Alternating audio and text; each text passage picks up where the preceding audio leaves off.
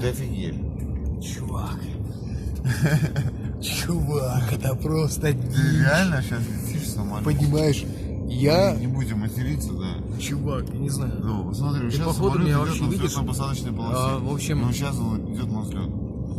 Сейчас нахожусь в самолете, и мы сейчас разгоняемся. Бесплатно, слышишь?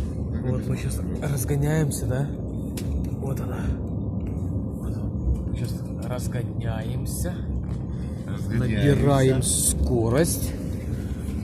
Набираем скорость. И, честно говоря, так жутковато.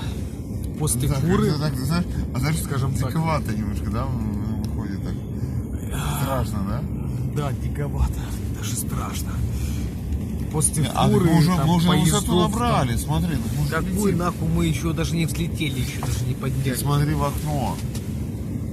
Вот на земле еще, ё-моё. Да? Мы еще на земле. На земле? Да, мы еще на земле еще.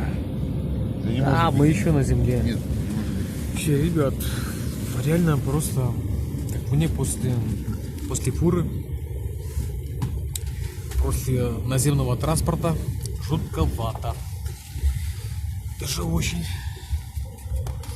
Я думаю, как бы не обделаться бы при взлете, честно. Просто давненько не летал на Смотри, самолетах. машины едут. Какой он будет к земле? Маленький, когда еще был, когда еще были 90-е, начало 90-х.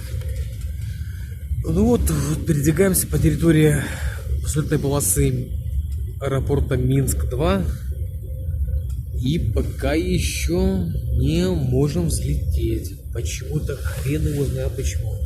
Видимо, набираем высоту. Я вот пристегнулся ремнем. Вот мой ремешочек. Вот Димас. Димас вот. О, вот стюардесса прошла. Красавица, куколка, просто. Че, ребят, на самом деле, я так понял, все хорошо. Самолет исправен, моторы работают. Просто, сука, разгоняется так медленно, вот и все. Ну вообще,